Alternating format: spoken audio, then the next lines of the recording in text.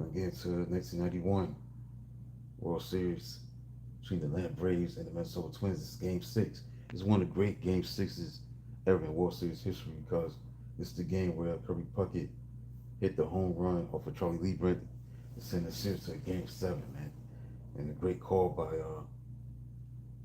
Joe Buck may play it while I'm doing this live feed.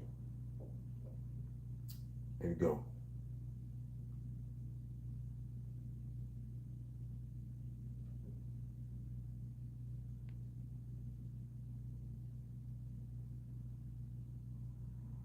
Game 6.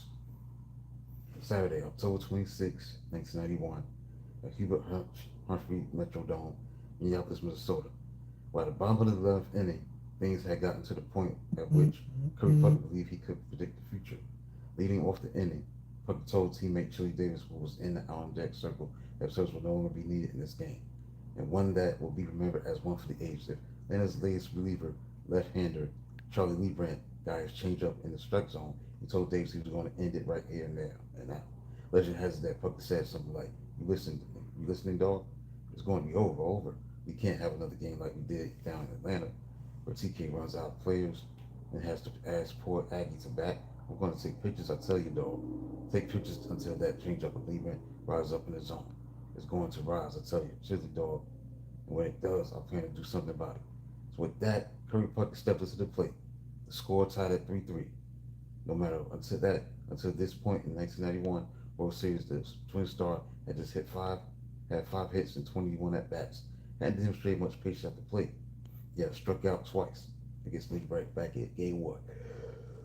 Yeah, actually is. The rest of the baseball world looked on. Puckett did begin to wait. Lee ran out, waiting for that changeup to rise in the zone. Decades later, Davis remembered that he and Puckett were indeed drawn with each other for this epic World Series at bat. But it is funny how things can be played up, worked beyond recognition over the years, especially when something of real consequence takes place. Davis was as close to Puckett as anybody on the 1991 Twins. Recalled their conversation quite differently from what was later chronicled even by Puckett himself.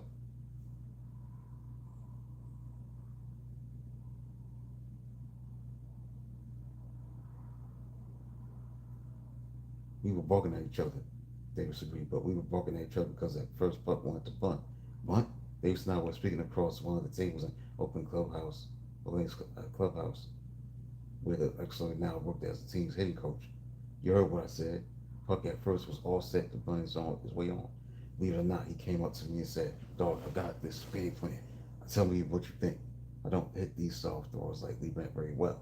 Now you have to remember that Puck could really bunt.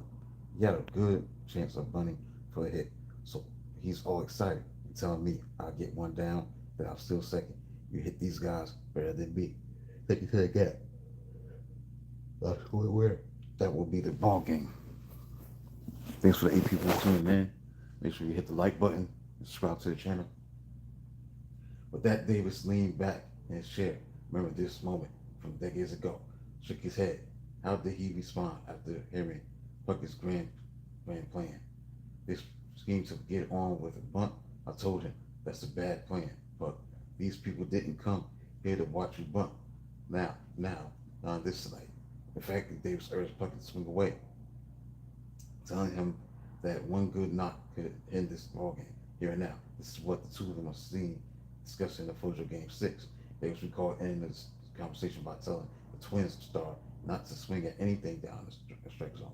Look for something up. He told Puckett, don't chase that changeup of Charlie Liebrand's. Don't try to hold it, just try to put the ball in the gap. Soon enough, Puckett began to believe what Davis was saying.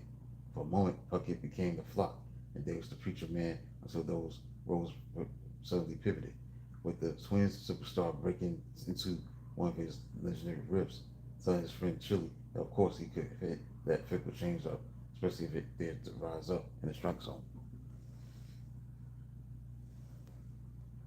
The whole plan and brash talk almost went out the window when Liebrand's first pitch, a changeup naturally sailed low across the plate, only to have home plate umpire Ed Montag call it a strike. That pitch really scared me.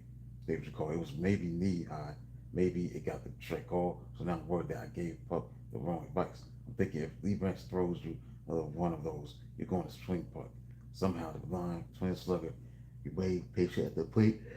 There was so much on the line after that first pitch sailed in low for a called strike. The next one was too high. Ball one. Then came another changeup from Lee Brandt, and this one, thankfully, was called low for ball two by Montag.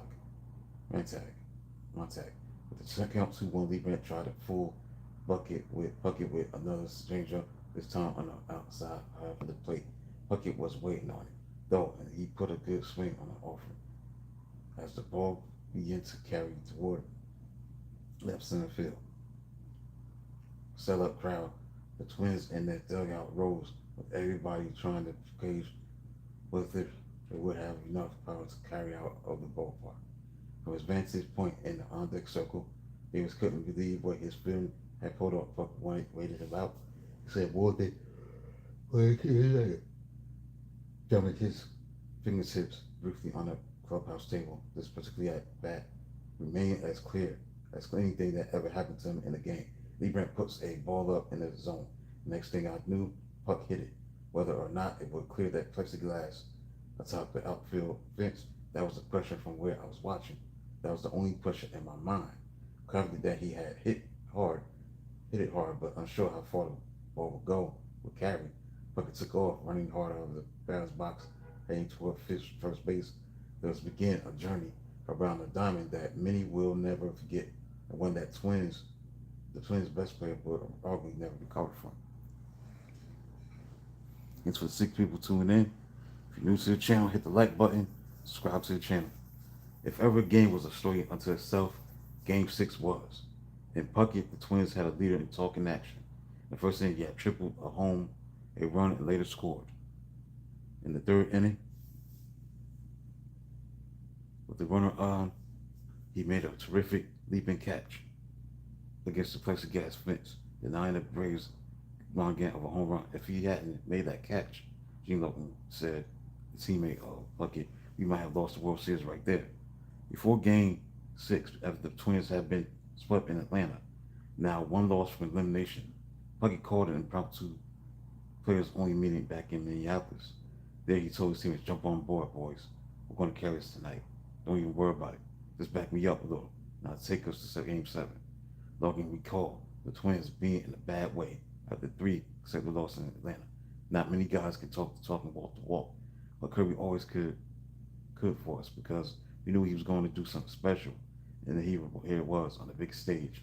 Puckett's interaction with his teammates were really so serious. When he was around, one of the team mottos was "Everybody has a price." Dave Wimble said, he came to the Twins 1993 one time after the game in Oakland, and Puckett bribed the driver of the team bus to take one to a barbecue place right in the middle of the ghetto. Chicken ribs never tasted so good. Everybody got back to the hotel safely. Thanks for hitting the like button. Appreciate it. If you're new to the channel, subscribe. Once the Twins had a bat boy, Puckett nicknamed Lil Snoop, the Twin star offered the kid $600 to shave off his large afro. At first, Lil Snoop refused, but Puckett kept passing the hat in the Twins clubhouse until the clock climbed to $800. The bat boy agreed to the haircut. Puckett took the first pass at that head of hair, then pretended that electric flippers had somehow broken. The kid looks in the mirror. This big afro has a strip right down the middle. Puckett recalled. Little Snoop says, "Oh, my mom is going to kill me. She's going to kill me." Raised in South Chicago, the youngest of 9 children, Kirby Puckett loved to play baseball. Said that the game kept him off the mean streets. Despite being a third baseman, he was a star for Willamette High School. He received only one scholarship offer from Miami-Dade Junior College in Florida, which he decided was too far away from home. Baseball was barely operational in the summer of 1981 as Major League was on strike. Owners wanted compensation for the loss of free agent players to other teams. The players considered this attempt to undercut the recent gains in free agency. Play stopped for 50 days, costing 712 Major League games. As a result, most clubs didn't pay for their scouts to do any traveling. Jim Rance, the Twins' assistant farm director, spent his free time watching his son, Mike, play for Peoria in the summer league. That's how he happened to be in stands when Puckett's Quincy team took the field. Rance remembered Puckett collecting several hits, making a great throw from center field to nail a runner at the plate. The best part was that no other scouts were in attendance. Rance compiled a glowing report about Puckett, and the Twins made the neophyte outfielder their first pick in that year's draft. Puckett rose through the Twins farm system, leading the Appalachian League in batting average, hitting safely in his first 16 games in the Single A California League. In 1984, he jumped two minor league rugs to the Triple A Toledo Mud Hens. Tim Kelly, although was a minor league coach at the time, told the front office that Puckett was ready to play in the majors right now. The Twins waited until May, when Mud Hens were in Maine, Twins were in Southern California to call the prospect off officially.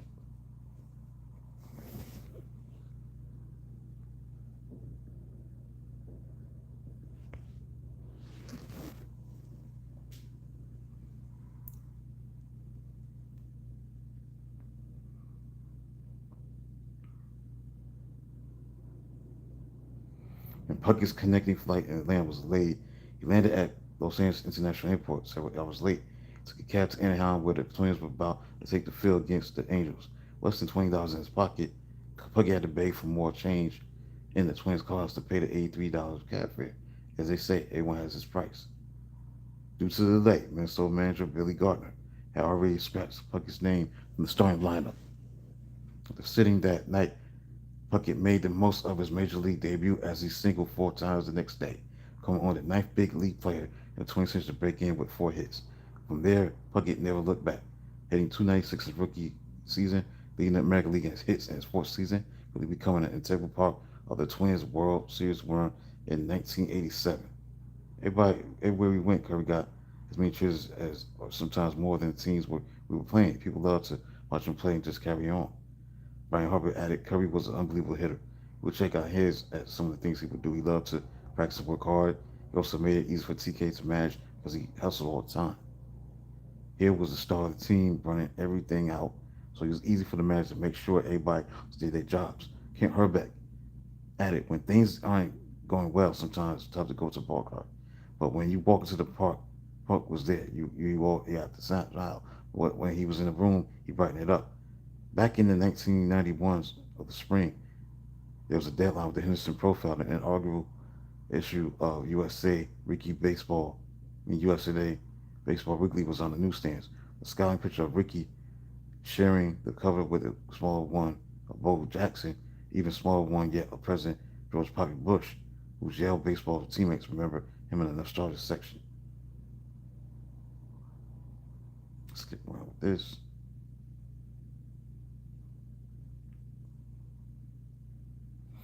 Rick Aguilera remembered that Puckett was the first Twins player he met after coming over in the mid-season trade with the New York Mets in 1989. The pitcher will always treasure that moment. The Twins were on the road playing the Yankees in the Bronx. The game had already started by the time I got there. I went into the clubhouse and got my uniform on, walked down the runway to the dugout, stood there on the ground level, right where you had the 2 or 3 steps up to the dugout. I was standing there watching the game. Puckett had just grinded out. He ran back to the dugout, discussing with himself. He saw me stand there. He walked down the steps and shook my hand, called me Aggie, and welcomed me to the Twins. I couldn't believe it. He was the face of the Twins. He had just grinded out, pretty upset with himself. Then he went out of his way to bring me on board.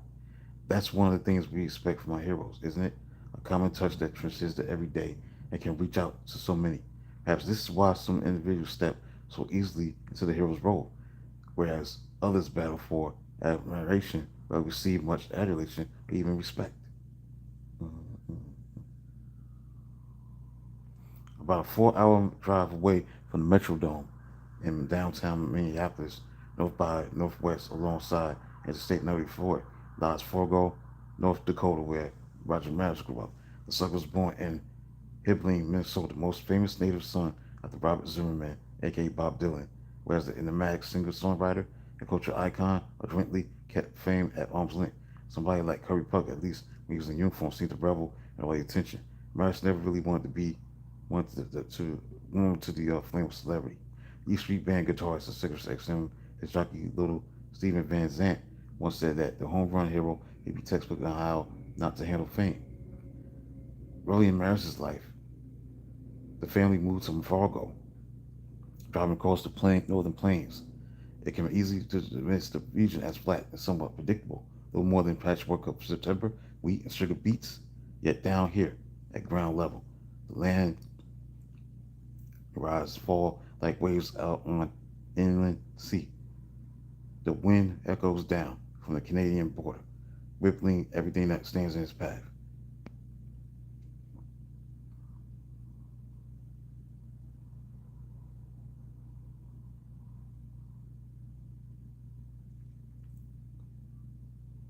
Now, stuff about Roger Maris. Interesting. This leaping back catch against the plexiglass, driving into the 3 runs for the Twins. Corey Platt had certainly backed up his big talk before the game. One thing he couldn't do was pitch the ball. So of the moment, sure thing. Starting pitcher who could carry Minnesota far into the night, into the game, that fell to Scott Erickson on this night. The Twins only had a 3-man rotation, came to Game 6 desperate for extended performance from their starter. Kevin Tapani had gone only 4 innings in the last loss in Atlanta, and the Twins' bullpen was extended, perhaps overly so. Though Erickson was a shadow of his mid-season self. A 20-game winner went 6+ innings, surviving on freaking stuff, with help from some great defense behind him. Not only did Puckett make a leaping catch for the A's on Ron Gant's blast, but left fielder Dan Gladden ran down Sid Bream's opposite field line drive with 2 on, and third baseman Scott Lewis leaped to snare Ryan Hunter's line drive. And that was the last game of the year for me. So I tried to go out there and give it all I had. Twins pitcher coach Dick Such said Erickson didn't have his good stuff, but Junior Ortiz kept saying that his ball was moving, so we stayed with him. Puckett's great catch made that decision easy because it went farther than I thought it would. He hit a breaking ball. I was just happy the ball, the way it turned out, that Curry caught it. All right, thanks for the second person hitting the like button. Subscribe to the channel if you're new to the channel. Sometimes we don't fully comprehend or acknowledge the power of time. We want to believe that it remains regimented, methodical, always logical in how it proposed on the land, but often time runs away from us, speeding up into the heartbeat, gazing back at us like a sheepish child, and before we leave, realize that the years have flown away from us. Perhaps that's what happened to Kirby Puckett. You have to remember that so long Minnesota was the land of the also-rans. The North Place to the early Twins to the Vikings, said John Rosengren, local writer, Minnesota native. This was the land of second place. We were always the bridesmaids, never the bride. That changed when the Minnesota Twins first won in 1987. Then it changed forever when they won it again in 1991. And who was the guy, or the center of both of those teams? That teddy bear of a guy, Kirby Puckett, the player who always had a smile for everybody. So when the sad ending happens, Kirby Puckett just breaks your heart that much more. Because here's a guy who's helped give us that wonderful feeling in 1987 and again 1991. In particular, his performance in Game 6 when he almost single-handedly won it for us when he's the one who falls from grace. It really hurts. The way Puckett played that evening, the capacity chanting his name, waving those white Homer hankies, anybody with the heart would freeze frame it all. In a perfect world, this would be the lasting memory of a Hall of Fame player who so many in baseball love. Unfortunately, this moment of greatness and grace went away from us far too soon as well, leaving things in a jumbled mess between this night and the even events to come.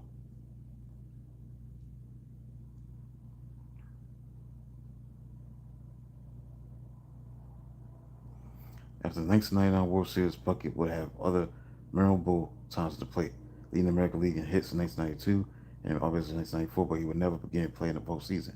His career would end with the 1995 season on September 28th. Puckett was trying to drive in Chuck Knobloch for his 100th RBI of that season when a pitch from Cleveland right-hander Dennis Martinez sailed inside, caught Puckett square in the face, breaking his jaw. This time, his teammates ran from the dugout to find blind blood. I still can't believe how much he was bleeding. Next spring, Puckett returned to action, a week before opening day. He batted against the Atlanta Braves once again. this time in Grapefruit League action. Overall, he had a blurred vision. He had a black dot appeared in his right eye. He had glaucoma in both eyes, unfortunately, and he had to retire at the age of 36. So he had the announcement made in 1996, on July 12th, 1996. He said, "I never took the game for granted. He had a banjo in his eye, loved it, treated with respect, but my life is over. The world hasn't come to an end." Some of the most famous home runs ever hit didn't sound exactly right. He didn't quite have that dry snap or branch out in the woods as they left the bat. With Mark McGwire's 60-second home run, which broke Roger Maris's mark for the most homers in the season, came with a violent crack, leaving those in attendance wondering at first whether it had enough height to carry over the outfield fence. The same with Joe Carter's World Series winning home run next 93. He didn't start jumping for joy until the ball cleared the left field fence. And Puckett homered in Game 6. He wasn't sure that he really had connected. The good ones you know right away. But that one in the World Series wasn't really a good one. You just happen to have close to 60,000 people in the place. When you get that many people in there, it gets hot. Ball tends to carry.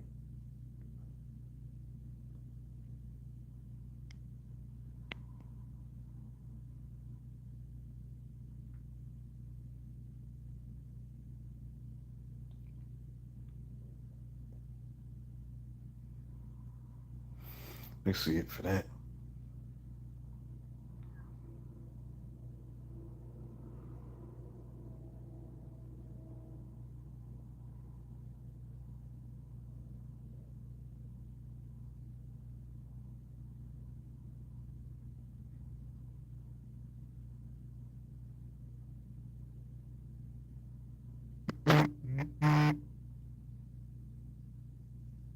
That's it. I'm done with this chapter. So I'll go into the next chapter. That'll be Game 7. Game 7.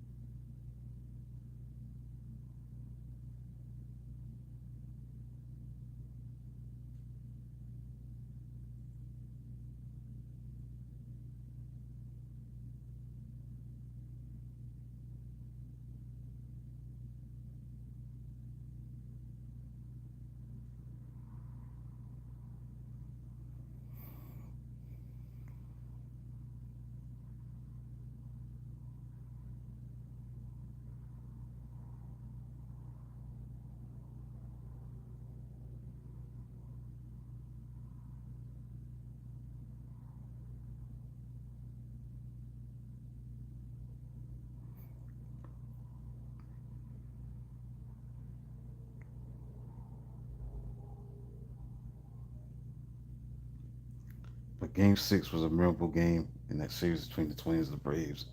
With Puckett hitting the home run, and it's up there with Carlton Fisk, Dusty Rose, Tommy Henry, Eddie Matthews, Kirk Gibson, Bill Mazeroski as here's who won a World Series game with the one swing of the bat. And also he became the first player to collect a sacrifice fly, a triple, and a home run in a World Series game. And so that's what this chapter was about. Puckett coming up big in a big spot. That's it. So for the first time since 1987, when the Twins defeated the St. Louis Cardinals, the World Series was going 7 games. For those watching at home on television, many of them could close their eyes and still picture Kirby Puckett swinging for the fences against Charlie Leibrandt, and then running harder out of the batter's box as he rounded the first base bag. Only when the Twins saw the ball somehow fall into the stands did he raise his arms toward the heavens in celebration. Fans will long remember what had happened this evening, how one individual, arguably the best known ball player on either team, had risen to the occasion. The best part, this series still had one more game to play. As announcer Jack Buck told the national television audience, "We will see you tomorrow night." Minnesota wins 4-3. So I'm gonna play the great call by Jack Buck to end this live feed. It's a great call by Jack Buck, legendary announcer. For the Cardinals, he did baseball for a long time, did football as well, but he's known for his baseball prowess. Let's get into it. Jack Buck's call.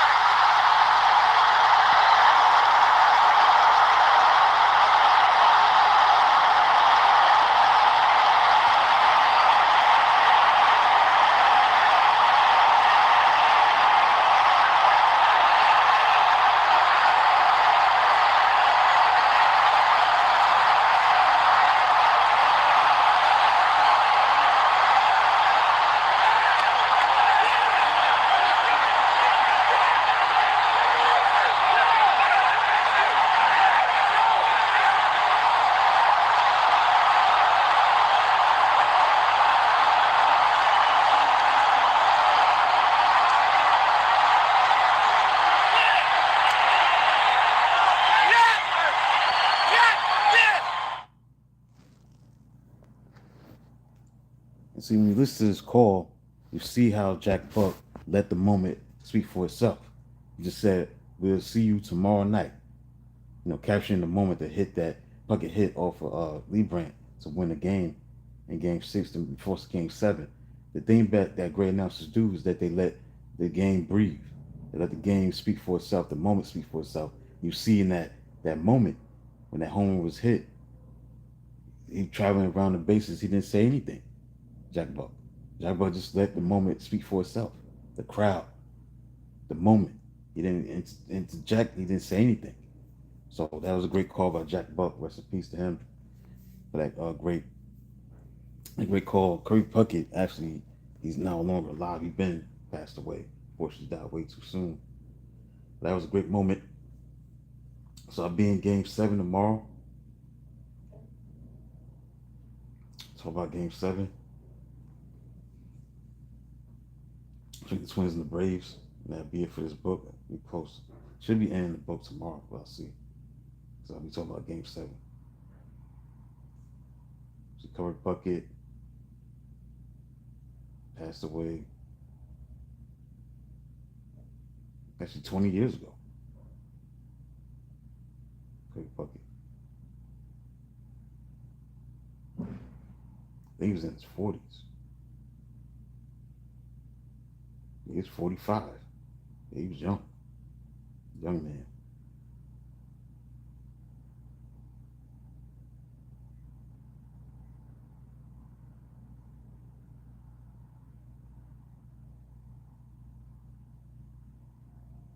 All right, so that's it for today. Be back at 1 o'clock for another live feed. So then, talk to you soon.